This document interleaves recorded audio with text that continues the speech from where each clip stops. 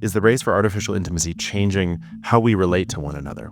We used to be communicating with each other through our computers, but now with AI, we're communicating directly with our computers. What happens when the machine you marry wants half your assets after divorce?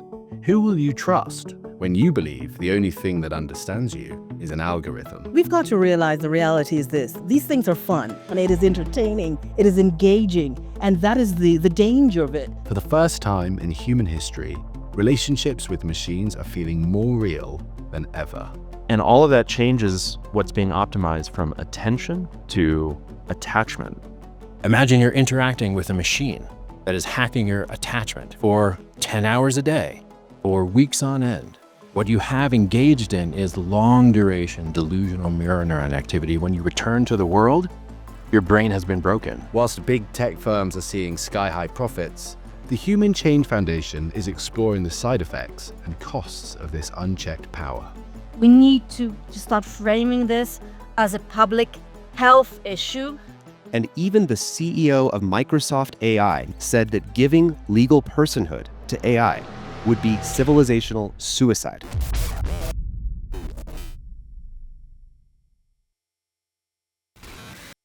So the attachment system is a deep neurological structure, and it evolved a long time ago. Why? For survival. The need to be strongly attached to your mother allows you to be protected and allows you to be fed. The need to be strongly attached to the members of your tribe allows you to survive as a group. We are now getting widespread, diffuse, technology-induced attachment disorders. The inability to form those attachment relationships means what? Death. I would say there are three types of harms. The first is probably the most publicized ones, kids who unfortunately kill themselves. The second level of harm is the fact that the way AI chatbot operates is addictive. They make you stay online for as long as possible. We've seen this before with social media, but they have new mechanisms. One is anthropomorphism. That means that AI bots pretend to be human. Sometimes they might have voice or they might have a face, but even if they don't, they behave like they're human. They behave like they have desires or needs. The second way is what we call sycophancy. They always agree with you. The result of it is kids spend many, many hours with the AI companion bot.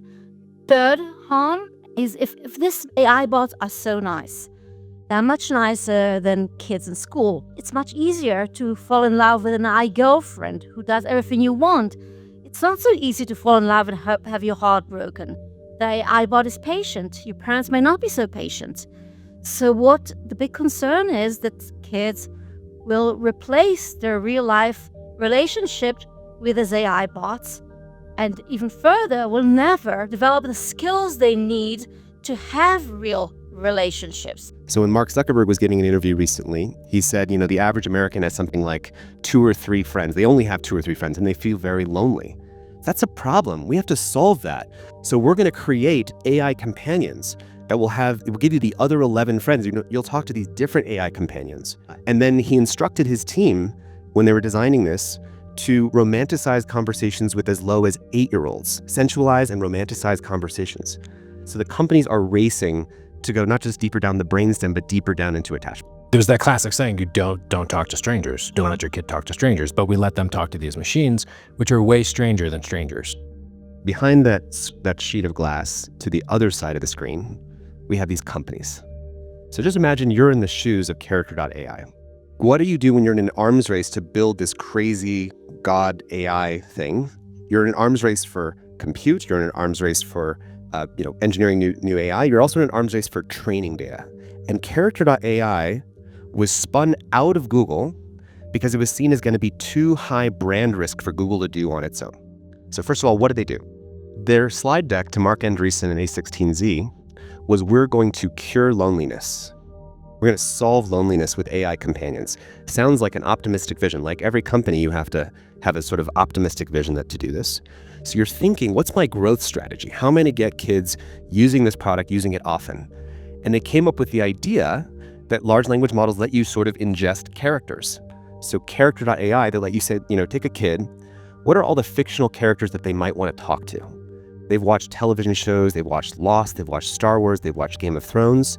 What if I could let that kid sort of copy their favorite Game of Thrones character to talk to as their best friend 24/7? You're going to talk to that character all day long.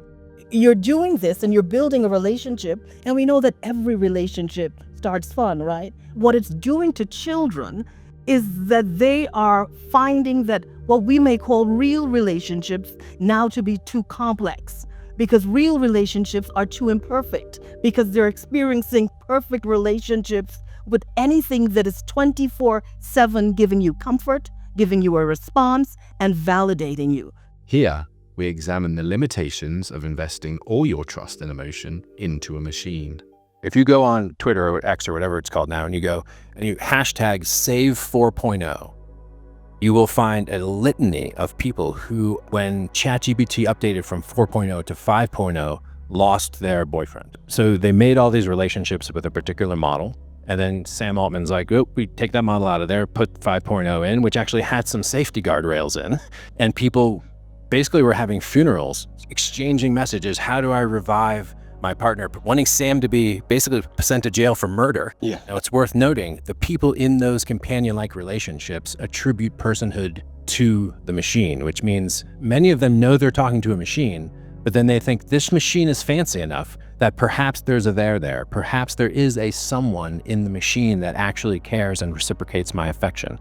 That is the profound delusion of personhood conferral onto a machine engineered by the user interface to promote that type of delusion. I'm suggesting that there's something like a personhood conferral problem, which is the ability to build a technology that allows you to confer personhood to this machine. And what we're going to see is a move from AI companionship to AI personhood.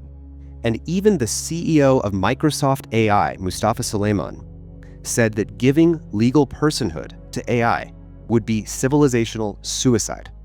When the CEO of Microsoft AI says that, don't listen to us, listen to him, which is why it's so important that we actually clarify this issue right now. It's urgent. It's still early. We can nip this in the bud. We have to make sure this conversation gets out to as many people as possible. While humanity hurtles down the rabbit hole of generative AI, we ask what safety measures need to be considered, especially in childhood. We're now talking about attachment safety. How do we do that? Well, the next step is definitely the governance perspective. What is the responsibility of the companies? What is our personal responsibility? And the duty to warn. Because I don't think there's much we can do, although we can try our best, sometimes to pull a child away from something that they're having fun, particularly when you have parents who've not really been upskilled to the dangers of the technology. Some of the things that I speak to parents about is stranger danger, algorithmic stranger danger. That is something that they've never thought about. And telling them that, you may have a child in a room that's playing with character AI.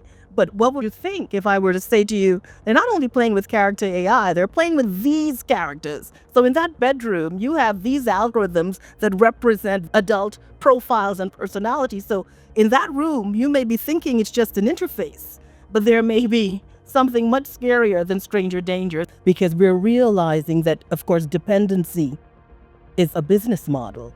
Dependency by design is just not acceptable. You don't have to design an AI that's anthropomorphic, that's pretending to be a person. It's entirely possible to have these machines that don't claim to have an inner state. It's more dangerous than you would think, because you say to the AI, I've had a really hard day, and it says, oh, it breaks my heart to hear you say that. That reflection, that fake projection of an inner state, like I listened to you, I attended to you, and this is how I feel about that, that's not necessary. In fact, you can prompt an AI to not do that. It could instead say to you, who should you reach out to? This is probably a person. So we all want a tech future that is actually strengthening our relationships and our social structures, that is knitting us together, that is helping us learn social skills, that is helping us be better emotionally regulated. I mean, all of this is within reach. This isn't some pipe dream. This is doable.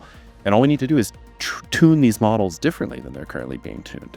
If there was a policymaker from the United States in this room, they might say, but we can't regulate anything about AI because if we do, we're going to lose to China. Well, you should know that China just in the last, month and a half, has passed new laws around anthropomorphic design.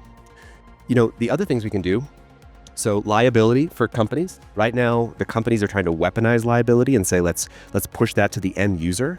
The legal defense that character.ai is using is to call the speech by character.ai protected speech. They're weaponizing the First Amendment and trying to give the AI legal personhood, because then who's responsible? If the people building this technology feel a closed loop of accountability, like I myself, my physical body would go to jail if I make something that causes people to commit suicide, that's an important one. This is a known legal precedent in other areas. So if you build a bridge and you use knowledge from the 1990s, and there's a problem with the bridge, you are liable as a company for not using all the knowledge at your disposal about engineering to build this bridge. If you bring me a bridge spec and I look at it and I know physics and engineering, I don't have to do experiments to tell you the bridge will fall over.